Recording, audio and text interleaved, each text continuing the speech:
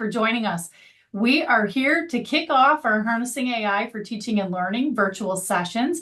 This is the first of 4 and a part of a larger initiative here at UF where we are doing Harnessing AI as a faculty learning community. Thank you for being a part of our virtual sessions. If you are not registered for any of the other sessions, feel free to jump into those virtual trainings, but we're going to go ahead and get started today. If you have not made a copy of the notes, there is a guided notes document. You can access that with the tiny URL. I know the team here is going to wrap you guys with support today, so feel free to make your own copy of those virtual notes and follow right along. As I mentioned, this is a part of a really big team effort. The UFIT Center for Instructional Technology and Training. We've got Chris and Margot that are part of this team, myself and John, Mike Barber, and Alex Bitone-Bailey. And we are really excited to have been able to collaborate on this initiative, which is going to bring you lots of great resources and ideas for implementation about artificial intelligence in your professional practice. For most of the broadcast today, myself and John are going to take the wheel, but I will say that Chris is bringing up the rear. He is ready. He's got a couple of really exciting things to share. We've also got Margot in the house, excuse me, and Margot is going to be helping us with the chat and answering questions. So feel free to bombard us with all your challenges, successes, ideas, and crazy love for AI as we move through our session today. We're going to be together for about 90 minutes. As I mentioned, today is the first of a 4-part series. If you are not signed up for the other 3 sessions, hey, all the cool kids are. So we would love to have you guys join us in the other 3 sessions. You can do that the same way you registered for today's session by jumping into, I believe it's Salesforce, right, John? Yes, and I added a link in the chat for everybody to go. You can see the certificates and register for the other sessions. You're so helpful, John. Thank you. All right. So today's session is all about kind of a 30,000-foot view of all things AI. We're going to talk a little bit about the categories, some of our favorite tools, and some of the things that the cool kids at UF are doing with AI.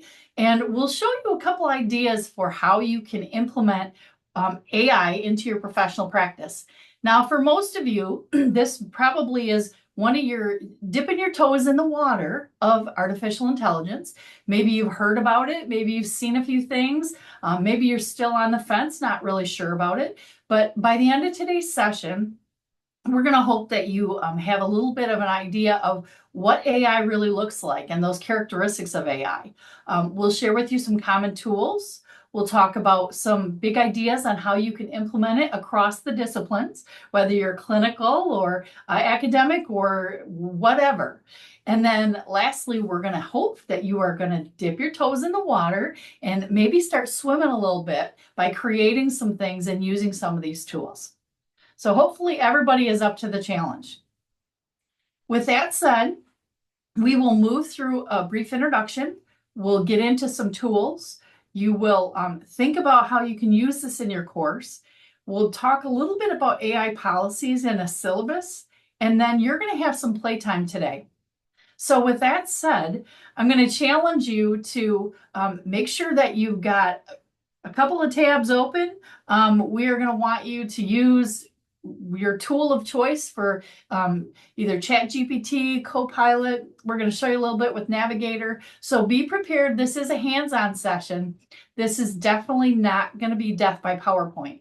So if you were expecting that, I'm so sad, but it is going to be hands-on. So that's how we're going to roll today. All right. I'm going to turn it over to John to get us rocking and rolling.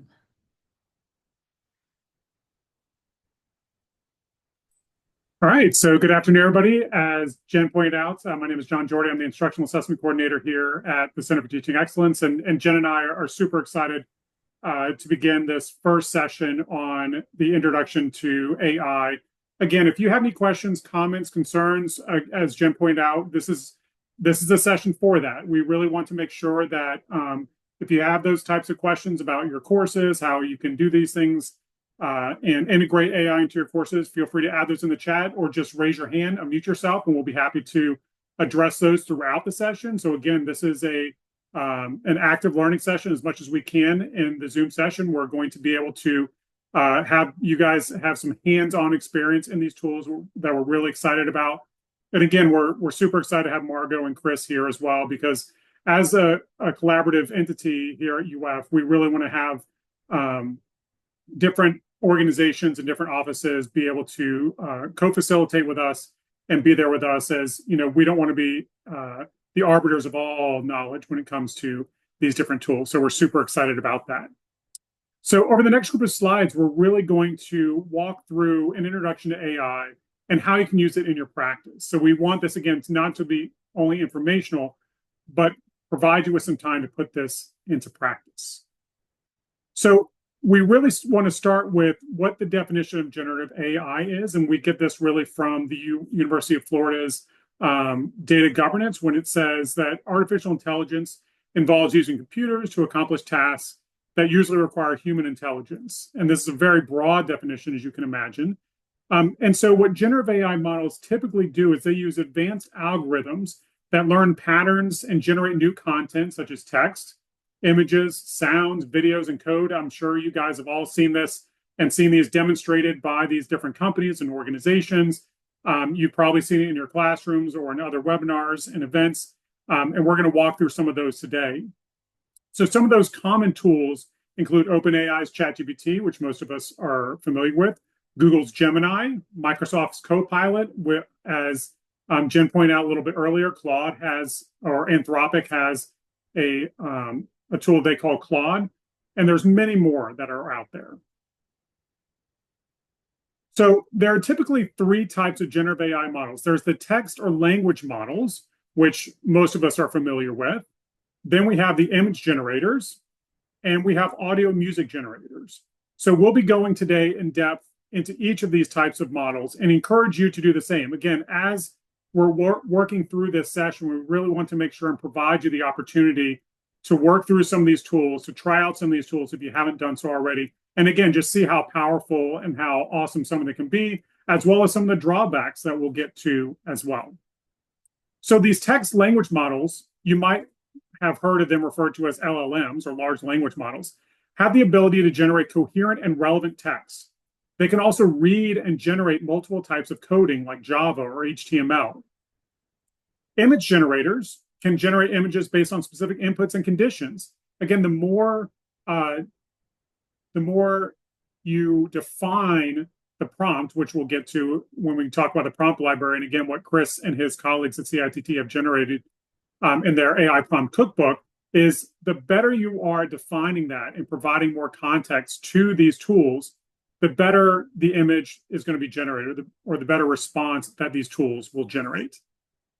They can also develop audio music generation. So as you can imagine, there's a lot of copyright issues here. And I know Margot, I'm sure will add in the chat, I hope, that a lot of these things that are generated from the AI tools, correct me if I'm wrong, Margot, it's not considered copyright infringement, correct? So I'm getting Yes. AI generated images cannot be copyrighted. So that is a fascinating thing, as a lot of these artists are, of course, suing some of these companies because, if you type in Jeff Koons and you see his, bubble art, it's very distinctive. And so these things that are generated from these tools can mimic those types of things, again, dependent on the prompt that you provide. So again, for each of these types, we'll be walking through the major players, their capabilities, and we're really excited to see what you guys begin to generate. So again, this just kind of categorizes what these different tools do. So again, the large language models, you have neural networks, you have natural language processing, you have GPTs, which are FLC on generative AI, which meets after this. We'll also kind of go into more of a deep dive into what GPTs are. So again, providing opportunities for you guys to practice. Now, you can't escape what these tools can do for you. So one of the cool things, and I use this as my own example, is you can use some of these tools as a personal trainer. You can say, I am this tall, I weigh this much, I'm active, I go to the gym this many times a week, I'm working on these types of of tools or these type of weights, please provide me with a 4-week, session based on what I want. And it will spit out an entire training session for you in seconds. You can also use this as a study buddy. So you can give it what you've learned. You can give all the notes you told it, and then say, please provide a concise outline of the material that I just inputted, and it will do that. So these tools really have the opportunity to provide us with a number of ways to assist us in our daily lives and practice. So I'm going to take a few minutes and show you some of the common tasks we can use these large language models for when it comes to our teaching. So some of the things that we can ask these tools to do and to create are, we can have it look at our syllabi and see, are there ways to make the syllabi more concise or more student friendly? A lot of us, we have our university policies we have to include. We have a lot of things that are that can be jargon for students, and we can ask the tools to say, hey, would you mind putting this in a more student-friendly voice? And it'll do that. And then for emails, reports and summaries, policies, essays, all these things they can draft or review and revise what you currently have created. It can develop case studies, many things that you can use with these tools. So we would like to give you an opportunity to explore a few of these large language models. So most people are aware, of course, of ChatGPT. This platform was launched in 2023. Another good example is Anthropic's Claude, and then Microsoft Copilot, which of course the university has. So I'm going to put this here, and as you follow along, we actually have some prompts that you can generate and put into these tools. So most of these tools, and as you'll notice here, especially with Microsoft Copilot, I am signed in using our university SSO. So you'll see up here where it says commercial data protection. So this little check mark up here allows me to know that I'm signed into the university's network, and that the prompts I'm putting in here and the information I'm putting in here is more protected than if I had my own account outside of it. It's not training, correct me if I'm, again, wrong, Margot and Chris, is that this is not being used to train the models that are out there. So if you're using ChatGPT or Copilot outside of the university framework, anything you input into those systems, into those large language models, then helps train those models versus when you see it here protected.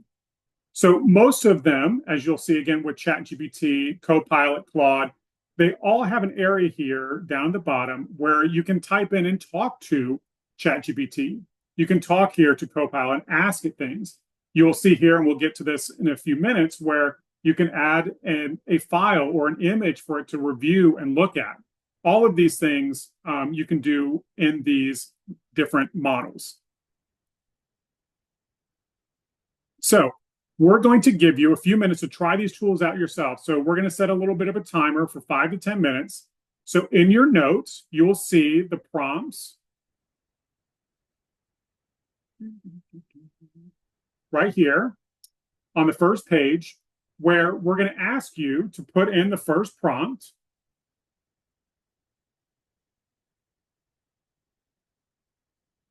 In Microsoft Copilot or ChatGPT, and tell it to create an outline and give your area of expertise, give the audience, give your program, put that information in Copilot and see what it generates. And then put the second one, and then the third one, the fourth one, the fifth one. So we're going to give you a little bit of time to actually delve into this. And if you have any questions or comments, or it's not working for you, please let us know in the chat so that we can make sure that we can address any concerns you might have. So we'll give you a few minutes. Jen?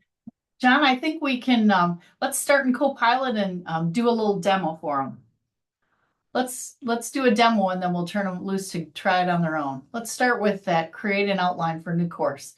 And this is a great example. So we'll grab that first prompt. We're going to go to Copilot. And you guys are going to see that this is a great way to start with an outline for a new course. And what you can do, let's give them just a second to get signed in here. And can you provide so I put the notes in there, and do you need to create an account? So what you see up in the top right-hand corner, like John shared, is he's logged in using his single sign-on here at UF. So he's using the protected version of Copilot, which is a safe place for us all to start. So we're going to get into Copilot. We're going to grab that first prompt, and we're going to give it a whirl, guys. Give it a whirl. See what it comes up with. I'm sorry, can you back up a step? How do you get into Copilot? Do you just go to Google and Google Copilot AI? So in your notes document, right? The very first section says Intro to AI. Yep. You can click on Copilot and it'll take you there. Okay, Yep. Thank you.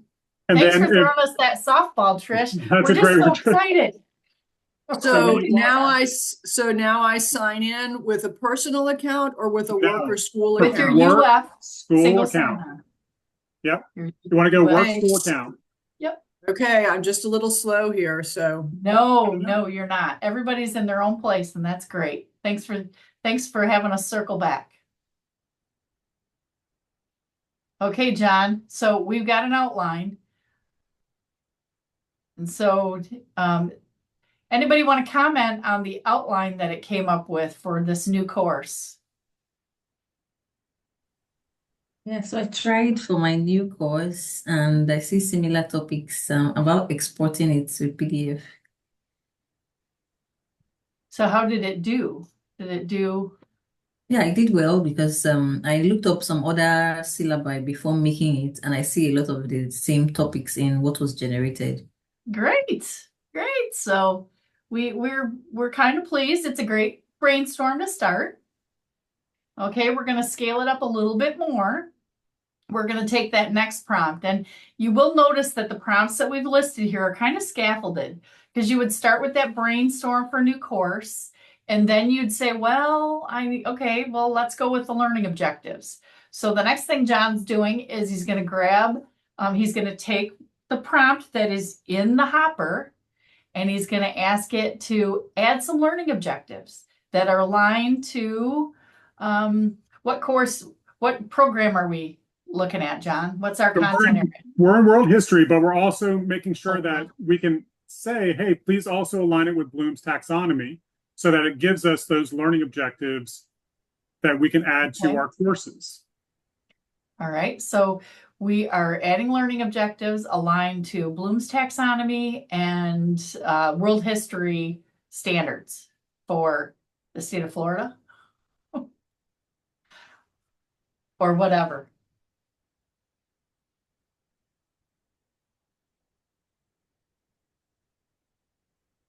All right, I'm waiting for a comment on how it did with some learning objectives based on what's been brainstormed here.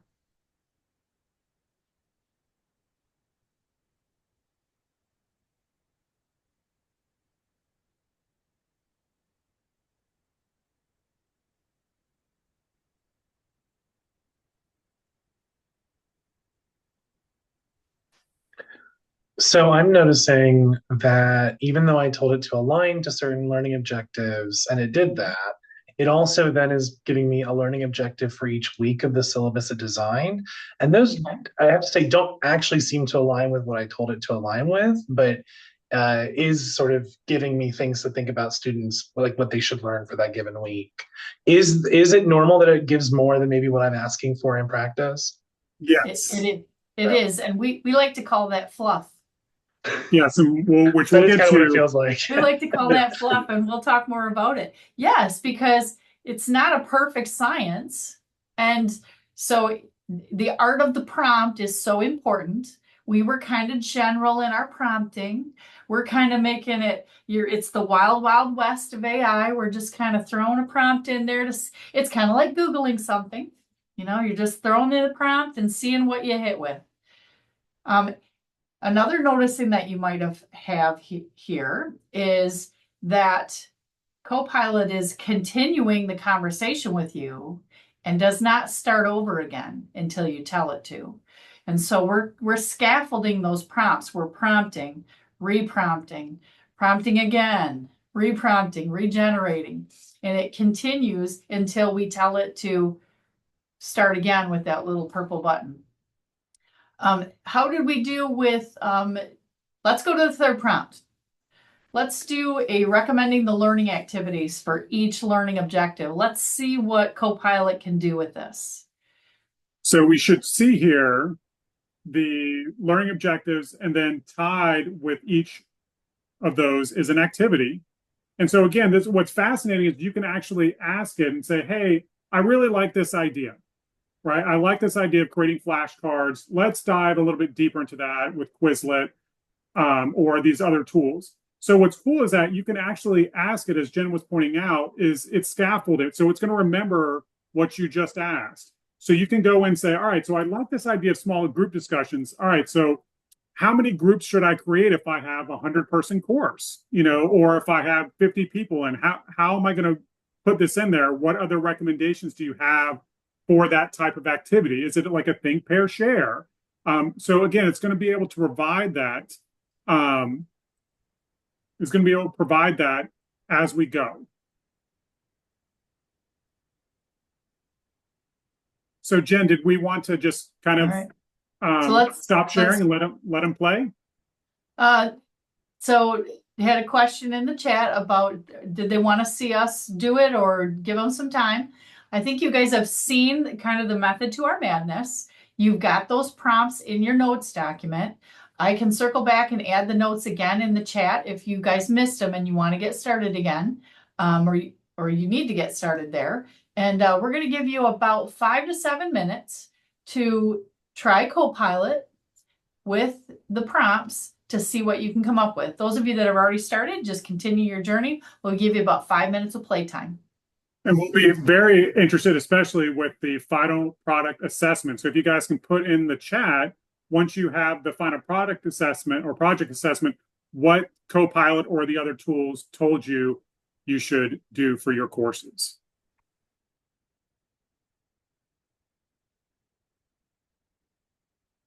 All right. Go ahead and pause the recording, John. AI to learn about its capabilities. Just a quick sentence here, just to show that, okay, it works the same as many other tools you're using, including much like Copilot. I can then follow up another chat, like giving it more information, oh, change this sentence to be so the audience is for middle schoolers, as an example of me iterating on this prompt. If I don't like this result that I got, maybe I want to just see what it comes up with next time. There's a regenerate button right here, this little refresh symbol. And that lets me, look at that. It's stuck in some weird text there. It lets me regenerate this several times to get a different result. And then I can scroll through those results here just to kind of get a feel for what is coming out and pick and choose my favorite.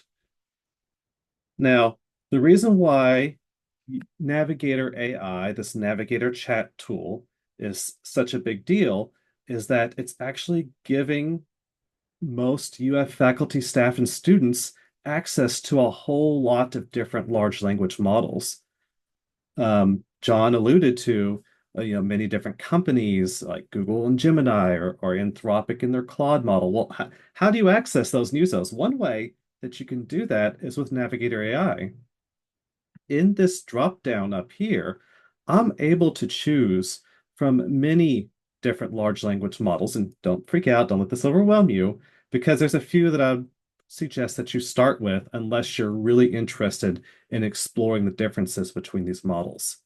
So for instance, my default, whenever I sign into Navigator AI and I'm doing something, has been this choice right here, Llama 3.18b.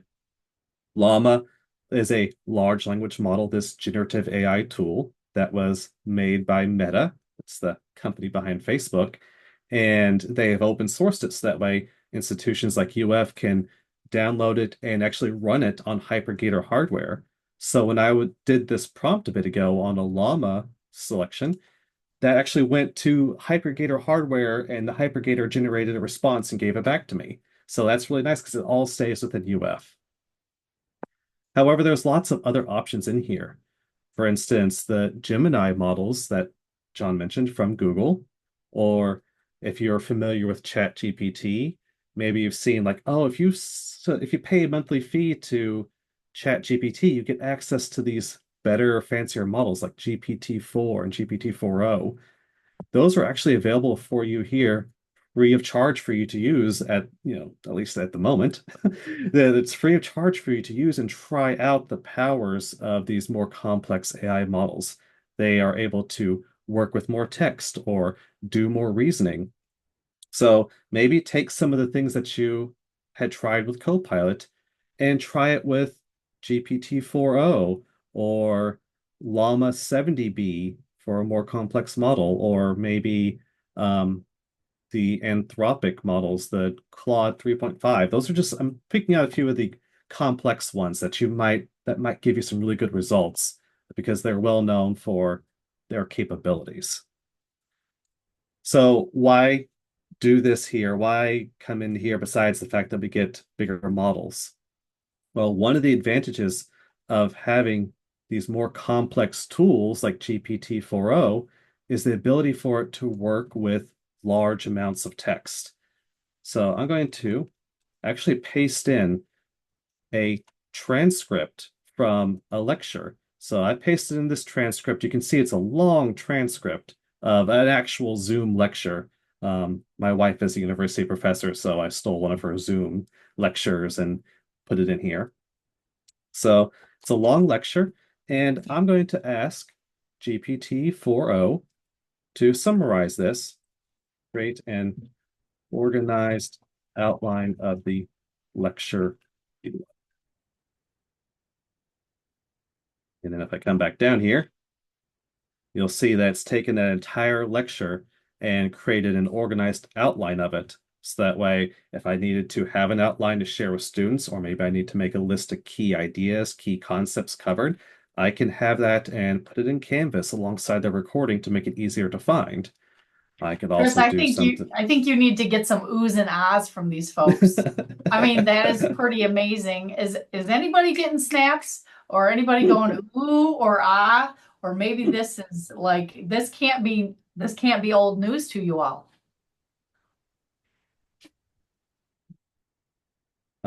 Yeah, I think it's really cool. It's a tool that gives you this ability to work with large amounts of text free of charge because UFIT is providing this.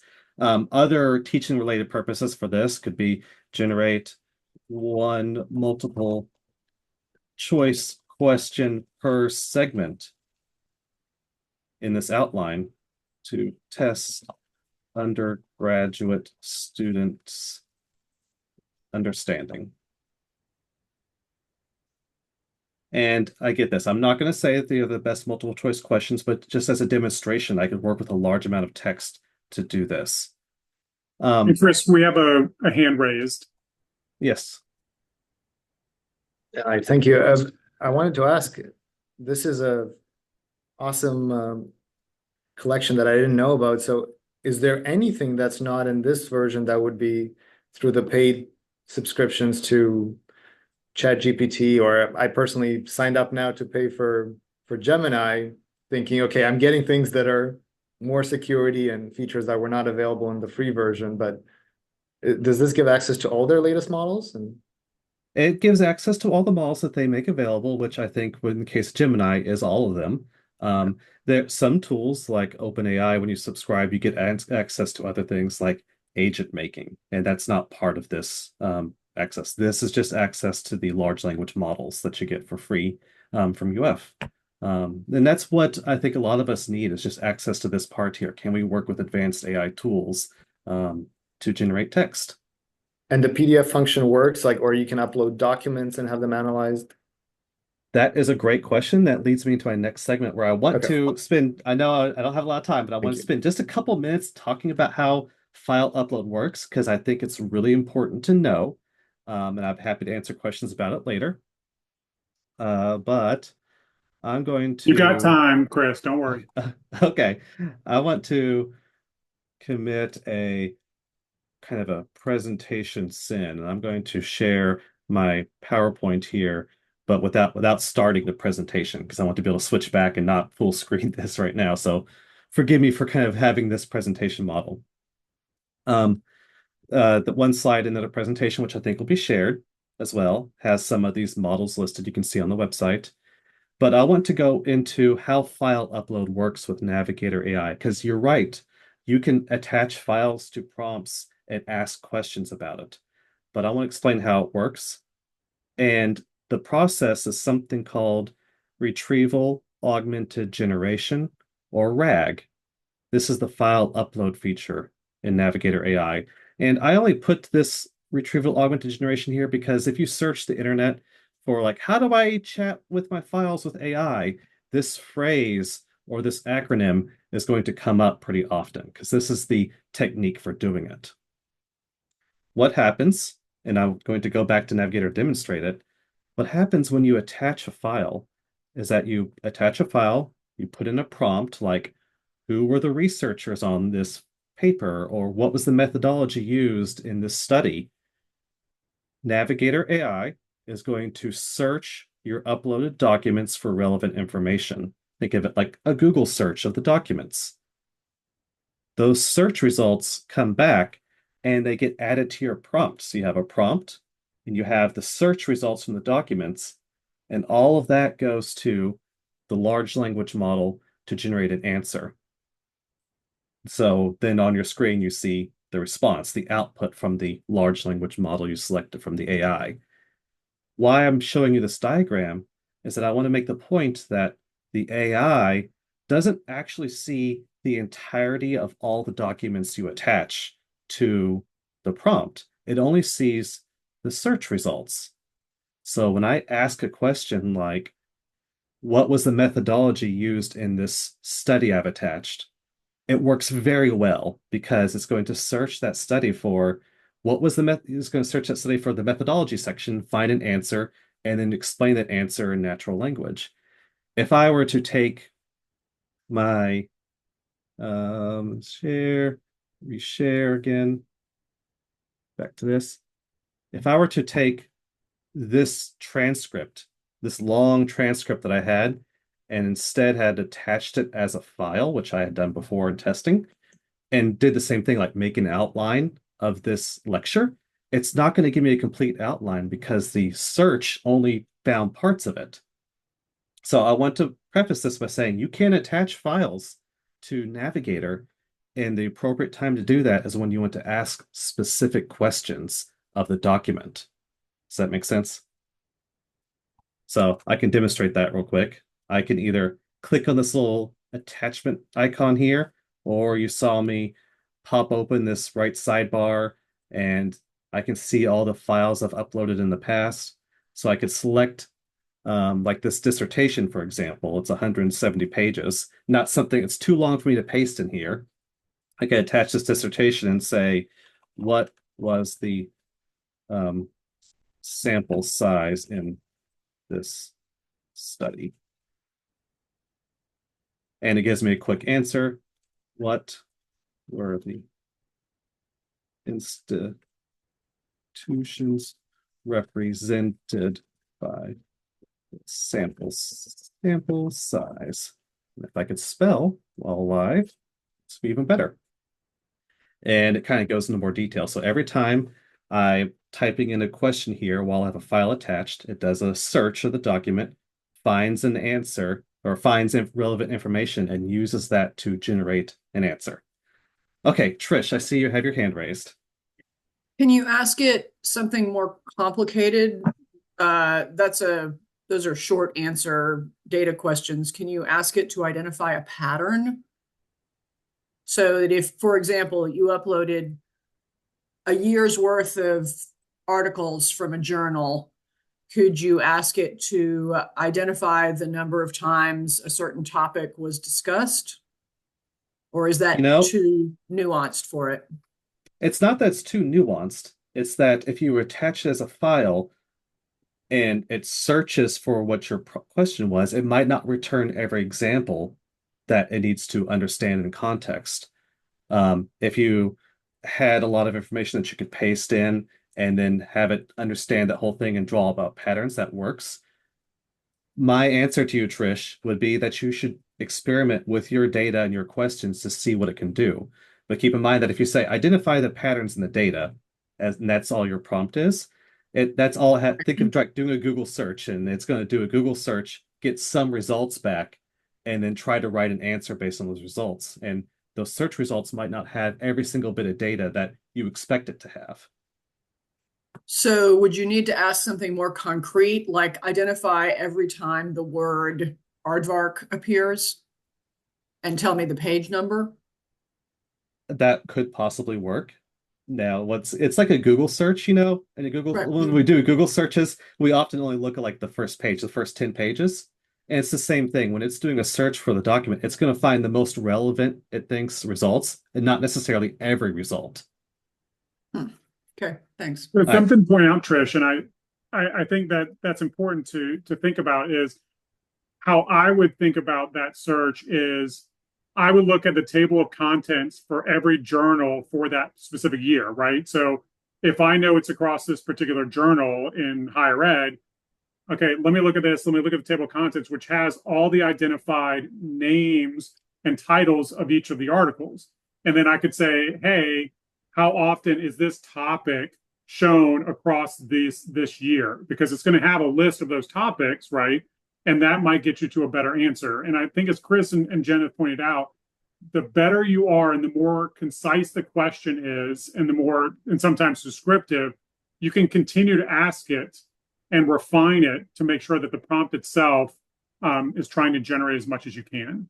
Right. I like to describe it as attaching files is great for targeted questions. You're looking for targeted answers. And if you need something that understands the context of the entire thing at the same time, that might not give you the results you want. But the reason why UF is providing this to faculty and staff and students is that we can only learn by trying. There's very few experts in this area, and it's important to kind of give you the tools so that you can experiment with this yourself. So I hope that you do that, whether now if you're on the UF network or later if you need to connect to the VPN to do it. All right, So- John, that's going to be... Oh, go ahead, John. Oh, no, go ahead. That was I was it. gonna say that's gonna be my piece. I have another slide on there that we can just keep. It was like use cases, but that can be shared with people later if we need to. All right, awesome. So there was a question in the chat from Evan about there are likely better NLPs or text analysis tools. That is true. So you can use tools like Python, which you can just use as, all right, search for these words, and then that's a much better tool than some of the LLMs that are out there to find that kind of analysis. So that's very true, Evan. Yep. And also, Evan, if you get into the computer science of it all, there's different methods that work better with different types of data. What UF is providing here is a very general purpose tool that works for a lot of cases. But if you're like a researcher in this field and you have a certain type of data, maybe there are AI tools that work better for your structured data than a general purpose tool like Navigator. But that's not a question that we'll get into in this introduction. So awesome. Thanks, Chris. Again, if you have any questions or comments, feel free to raise your hand and put it in the chat. But we're, again, going to give you some time to look at Navigator yourself and review some of the prompts we already did. So I'm going to just, again, show I'm using Claude 3.5 Sonnet, their latest tool. And I put in what I think or what I thought was a specific question about, hey, I'm looking at writing a dissertation on the Roman Empire. I need some guidance. Can you help suggesting a topic related to the empire itself, its interaction with Eastern empires, a suitable format for that, and what it's going to look like? So it's going to give you the different items, what the methodology section should look like, and go on from there. But what we'd like to do is have you guys go into Navigator itself. We put the link in the chat for everyone. And let me share my screen again let's go back through and let's go through these prompts again that we did earlier in the session. And let's take those and then pick whether it's Claude or Llama or Gemini or GPT-4 Turbo or GPT-4o, and add those prompts in and let's see what it generates. So again, we're going to pause the recording, give you guys a little bit over 5 minutes to go into Navigator and begin to play around. Okay. As Jen points out, yes, it is in your notes doc. Just to 5 5 being the most fabulous and 0 being not worth a zip. Give us a fist to 5 of fabulousness rating in the chat box of how awesome UF Navigator is. We want to light up the votes here.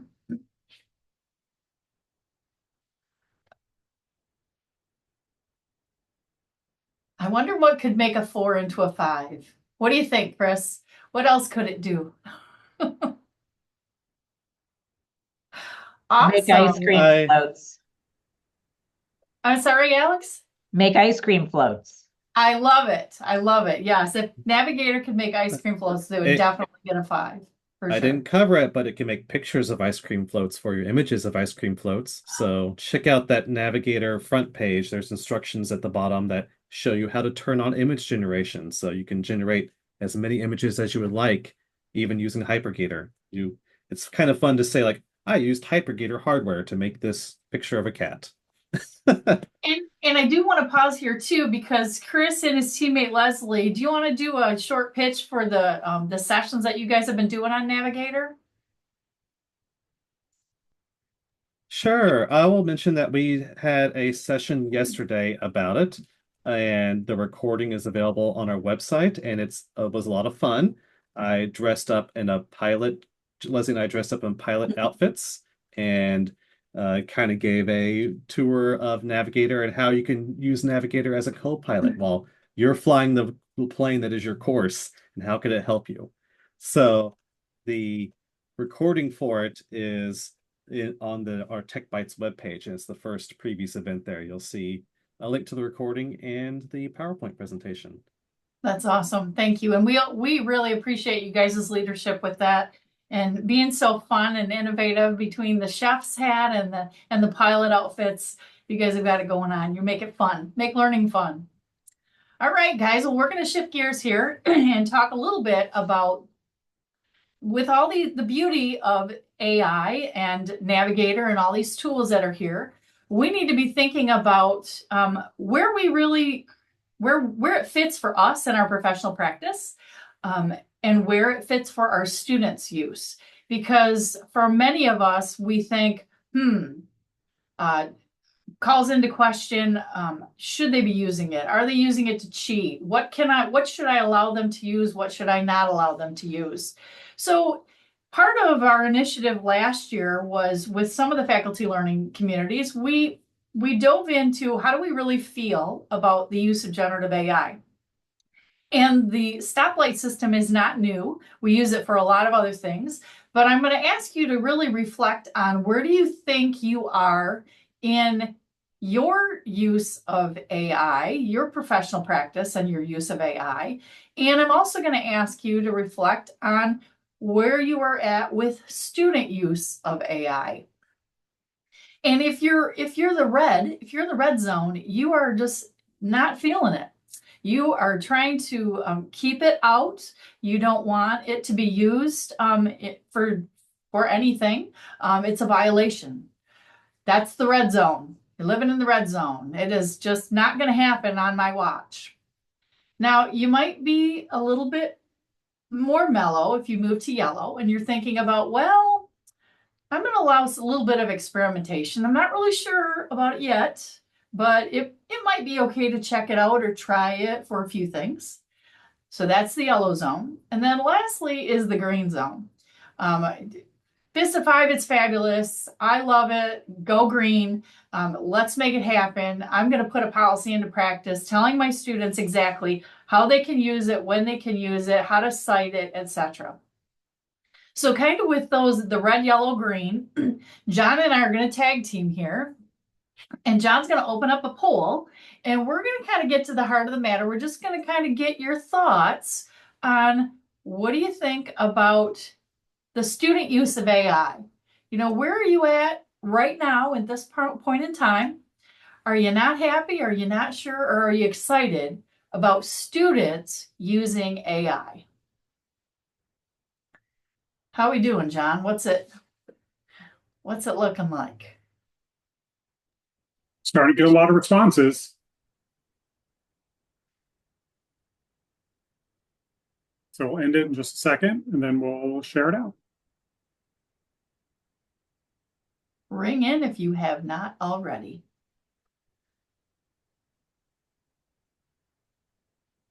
All right, it looks like There we got go. We're getting close. pretty good result rate. Now, go ahead and show our results. And so most of us are not sure about student use. And part of the problem is we're not really sure of all of its functionality and features and what they can do with it and not do with it. And I will mention that our team is going to dig deeper into the ethical constructs of the whole AI conversation. But for today, we're just going to dig into it with a little, putting our toes in the water a little bit. All right, looks like a lot of people are not sure. Let's see what they think about their use, John. Let's move on to what's your comfort level with using AI? Now that we've seen you rocking it out with Navigator, what are you guys thinking? What's your comfort level with AI? I haven't used it much. I'm not singing yet. I'm a karaoke singer. I'm a wannabe, or I'm a rock star.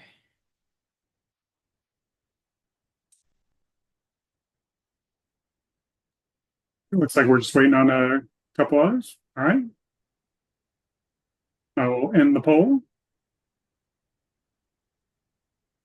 And it looks like we got a lot of karaoke singers. A few rock stars. Haven't used it much. And we would kind of guess that because we are in a entry level, getting started with AI, harnessing AI experience, know and understand AI. And so we kind of expect that from our participants. But we're hoping that with examples like what Chris just showed and John showed with these tools and the functionality, you're going to feel a little more confident and comfortable. And what we're going to talk about next is with these coming into your aura, what do you need to have in place in your classroom so that students know and understand what your expectations are for AI? So there are definitely some ethical considerations with these tools. They present a lot of opportunities for you to go in and get information. However, the initial onset is folks are a little bit concerned about students using it to cheat. But if your assignments are robust enough, they can start with an AI generator. However, that is not going to pass your class if you make your assignments authentic enough. Also, if you set your expectation, Barbara's nodding. Thank you, Barbara. Another consideration is that if you put in your policy that you want your students to use it, but hey, we just attribute it, cite the source. If you've created an image or you grab something from an AI generated tool, just be honest and put it in your citations. Another piece here to be thinking about is AI use should be open and documented.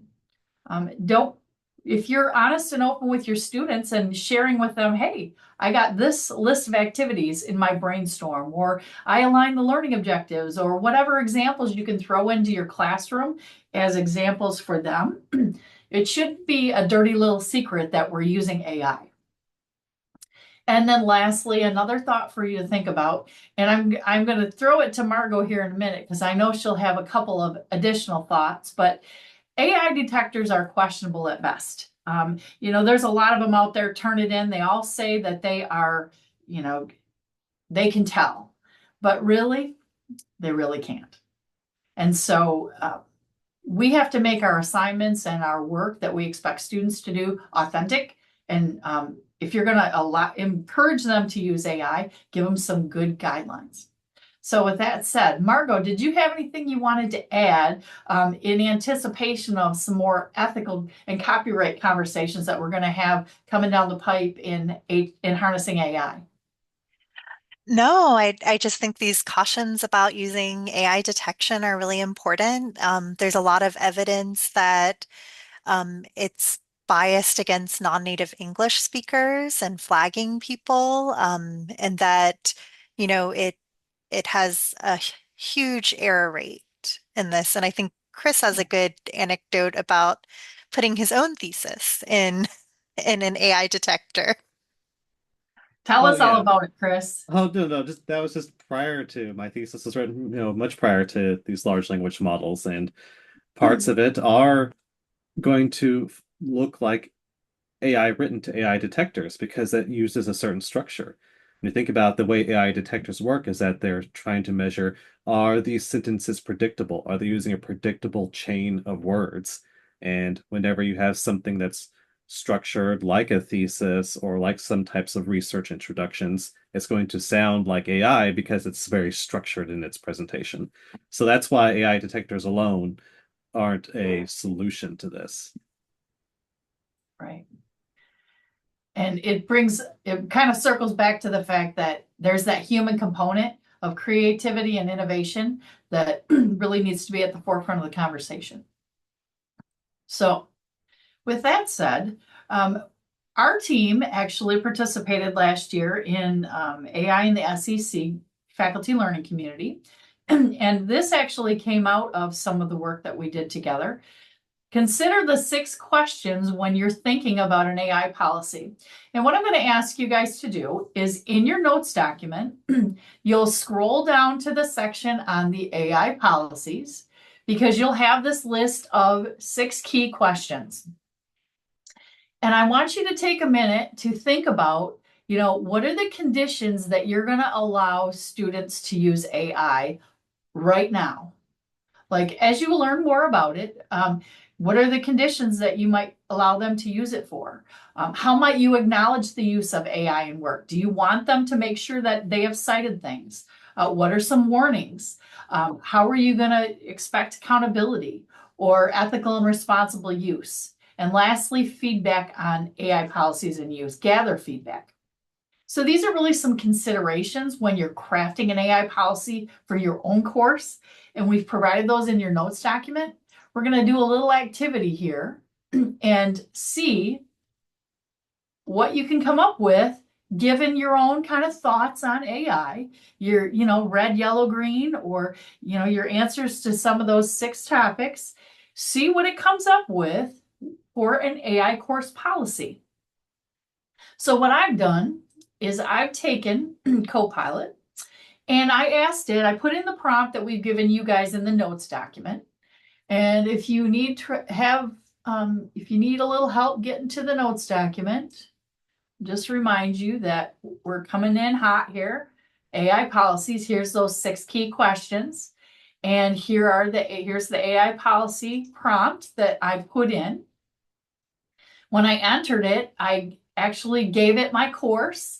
I told it I was teaching a grad level course in ed tech. I wanted APA 7th edition formatting, and I wanted it to look for critical evaluation and use the fluff test as a guide. And it came up with a really nice policy here for me. So I'm going to give you guys about 3 quick minutes. I want you to just dabble a little bit, see what you can come up with for an AI course policy that is either gung-ho, moderate, or heck no. All right, 3 quick minutes.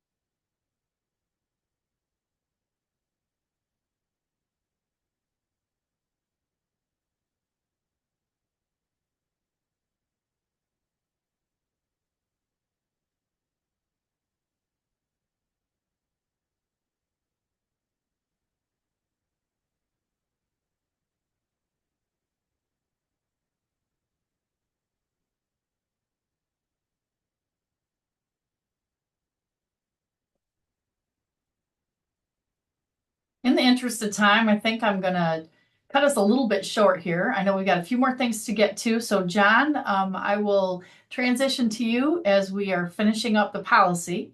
And I'd like to know if anybody wants to share an example of a policy statement or something in the policy that you came up with. Anybody a red light observer? Heck no. Anybody want to share a policy that's red light? Where's my greens?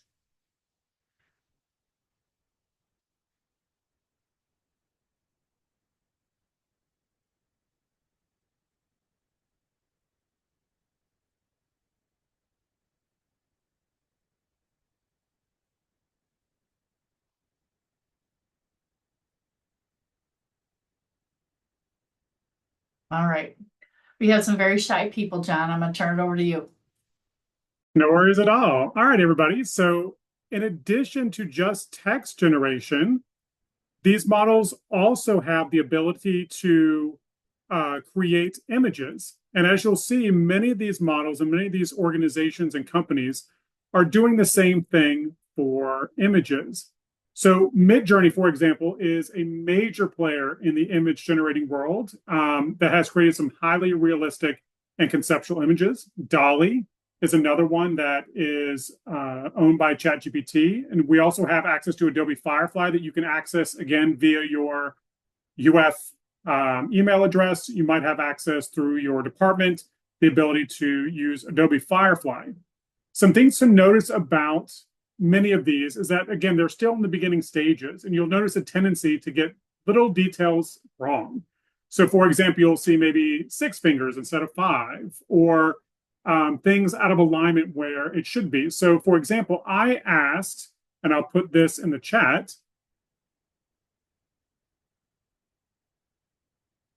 I asked Copilot to create a detailed infographic showing photosynthesis. And what you'll see is like, oh, this is pretty cool. But most of the wording is way off, right? It just doesn't make any sense. The other part to that is, and it kind of elucidates, right, is it will also, if you try and correct it, it'll regenerate, but it won't correct it even if you tell it to, right? So I can be like, you said chorified up here, you really need to say something else, right? And it's very detailed. Like I love looking again at ancient civilizations with my background in history. So I'll keep telling it like, no, fix this, stop saying that.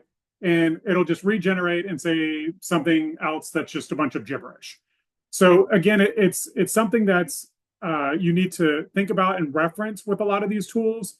So just make sure that as that process is going through, that you think about that. So Canva, again, Adobe Firefly are some additional options. So as you see here, these are very hyper-realistic images that some of these tools can generate. And it's really difficult in some cases, because of how amazing these tools are, is to distinguish between what is and what is not generated by artificial intelligence. So, for example, both of these images were created by AI. I gave it specific details in the prompt, and this is what they will generate. So again, these tools have an amazing ability to provide those, and it's just really important that the more detailed you are in your prompt, the better off it will generate. All right, and I think I'm going to turn it back over to Jen when we talk about the next players. Yes, you are. All right. Let's see here. I'm going to go with 2. All right. So is there anybody in the house that remembers Schoolhouse Rock? I know I'm dating myself. Show me a hand if you remember Schoolhouse Rock. So Schoolhouse Rock was kind of an after-school special, or it was on Saturdays. But what they did is they used music to teach you grammar or teach you concepts. And the beauty of music is that everyone can enjoy it, and we all have our own joys of the genres that we love. And so one thing that the beauty of AI with music and audio is that your students can actually create their own Schoolhouse Rock. For difficult vocabulary words, they can create a song that it'll replay in their head. They can create a song or an audio to retell a story or to explain a concept, and it can be done through music or audio. A couple of the popular tools that are out there are Aiva and Speechify. But what I love is a tool called Songer, and I'm going to show you just quickly a couple of tools that we want to share with you that will turn kind of that Schoolhouse Rock experience, make it available for you. So Aiva is out there, and you can create an account. Notice I've got a free account with a couple of monthly downloads left. It'll let you pick the genre. It'll take you step by step. It'll let you create if you're a music major, and you can create the chords, etc. So Aiva's got a little bit of a learning curve, but for me, I want to just start with something simple. So I'll just show you my elementary way of having my students write a song. I went into ChatGPT, and I'll preface this with, in a previous life, I taught high school English. And so Romeo and Juliet, Taming the Shrew, all the fun Shakespeare novels were in my wheelhouse. So what I did is I'm going to have them retell in a song Romeo and Juliet. So I've asked ChatGPT to write a song about Romeo and Juliet for a country genre. And so it comes up with these great verses. Out in the fields where the wildflowers grow, two hearts met beneath the southern glow, yada, yada. Very, very, poetic. However, I wanted to do something a little more interesting. So I'm going to use a tool called Songer. Now, Songer is brain dead easy. You don't need to log in, but you can log in and create an account. You come into Songer, and it gives you all these different genres to pick from. And I ask it to create the story of Romeo and Juliet in the meadow or in the country. You click generate lyrics, or you can upload or copy and paste your lyrics in there. Or you could create an image and ask it to create a song from an image. So give it a picture of photosynthesis happening and ask it to create a song about it. I mean, this is really going to change the landscape for cool stuff you could do in your classroom. So I put that in there. It comes to the next screen where it generates this. I put in my title, it generates the song, and it gives me an opportunity to make it Kevin, Natalie, or Katie. Now, I like Kevin's voice. I've listened to several of these. The other thing I'll mention is this will consume 2 of my tokens because obviously I'm using the free version.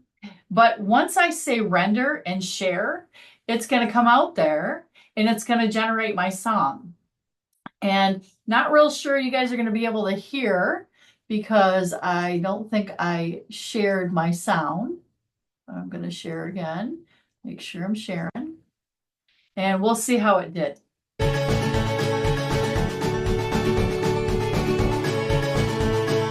Out in the meadow where the wildflowers grow, 2 young hearts dance sweet Romeo and his beau. They twirl and they spin under the wide open sky. What do you notice? Does Romeo have a bow?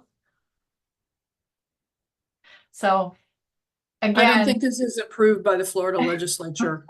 I don't think so either. But anyway, I wanted you to see that example, and I wanted you to see that it's a very fun and entertaining site. It's diverse. It does recognize diversity, and it's out there and it's fun. So I'm going to go ahead and cancel this, and I'm going to bring it back to our slideshow. So that is a tool called Songer, and you can do something simple. You've got examples in the notes document, and from there, I'm going to keep on moving. All right. So if you know anything about Chris Sharp, you know he and Leslie wrote this amazing book that is the AI Prompt Cookbook. And the next little section here, because AI is all about starting with the prompt, we've given you guys on a silver platter today lots of prompts that you can just copy and paste in. However, we're going to scale it up a little bit. Now, Chris and Leslie created a wonderful resource for you called the AI Cookbook. And when you go into the AI cookbook, and Chris, you go ahead and give them a little promo of the AI cookbook while I load it up here. Sure thing. I'll say I know it needs to be touched up and updated because with Navigator AI, I think a lot of this needs to change. As well as references to ChatGPT. We're trying to be more broad now. It's not about ChatGPT. But the idea is that there's a bunch of prompts in here for if you don't know what to get started with, like what should you try? What could you create? It's very similar to the notes that we had in your wonderful notes document of how to scaffold a series of prompts to get something useful from it. So you'll see in here, Jen showing you an AI prompt recipe with the ingredients that you would replace with your own information, as well as often we'll have links to example output whenever we tried this and the results that we got. But AI moves so fast, that it's not a year old, but we need to probably update a lot of this at this point. I think the prompts in here are still very useful. I'll also point out at the bottom, there's elevated recipes where we went into like whole assignments that you might have in Canvas that integrate AI into the assignment structure instead of just prompts. It's the elevated recipe section down here at the bottom. Right there. All right, elevated recipe, AI debates. So this is it. Yeah, this is in your notes document, and we are going to run out of time, but we definitely want you guys to circle back because this is a terrific place for you to start if you're brand new with using AI. These are great, easy prompts to generate, to copy and paste, again, just to kind of meet the goal that you have in mind. So that is the AI cookbook. The other thing we want to share with you is because a good prompt is really where AI starts, you have to be as specific as you possibly can. John has mentioned several times the word hallucinations. I have mentioned the word fluff. They are words that we use to describe the stuff that comes from an AI generative result that is not necessarily true or useful or valid or reliable. Okay, it's going to scour the web, which includes Wikipedia, and get you the information. So this is a perfect example of a hallucination. When our team went and did a workshop with VetMed, one of our vets did an AI prompt and asked about what to do if a dog presents with a rattlesnake bite. And the result came recommending that you use rattlesnake vaccine. However, the vet was horrified because he's like, that is not even a real thing. It's just something some marketing committee created to make some money, and it doesn't work. So these are the kinds of things that we need to keep in mind as we're crafting our own prompts. And so with that said, the fluff test is out there as kind of a guide, and we'll dig into this a little bit further as we move into the future sessions of harnessing AI, if you're going to join us for any of those. The fluff test has you looking at your results for format, language, usability, and fanfare. Because if you're more descriptive with your prompts, you won't have to reprompt, regenerate, or repeat till you get zero fluff. When you fluff proof your prompt, you're telling in that ChatGPT or Navigator or wherever, you include as much information as you possibly can. Who, what, where, when, why, and how.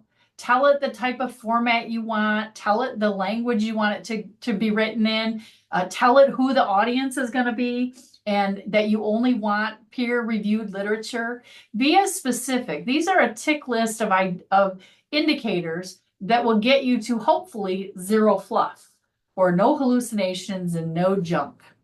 So that is the goal. So with that said, we've got about 5 or so minutes. What we'd like you to do is we're going to let you go a little rogue. In the notes document, you've got a list of some examples of some fun and fabulous additional things that you can try. And so we want you to go in and try maybe creating a sample case study. And this is a sample from the AI cookbook. You could also play with AI tool and see if it'll create an outline for a PowerPoint you're going to teach next week. Or how about have it generate some multiple choice questions or like a case study or a scenario. And then lastly, here's one of those elevated things that Chris had mentioned with his AI cookbook. These creating a chatbot debate is a little more skill, but you can still give it a try. So with that said, we're going to give you a couple, maybe 2 minutes or so. I don't know, 2 or 3 minutes. What do you think, John? Or should we just leave them with, hey, you've got these great examples you can try on your own? So I think we can leave them with, they can try on their own. And then if they have any questions, comments, thoughts, and if there's other things that we would love to cover, we'd be happy to do that. And then leave them with signing up for the next couple sessions. All right, that sounds awesome. Okay, well, you guys have these slides, or you have these in your notes document, and we will just bring you to our close here. Hopefully you'll get a chance to try those. Our next session is on October 3rd. Same time, same place, and we would love to have you. If you have an opportunity to sign up, we would appreciate you doing that.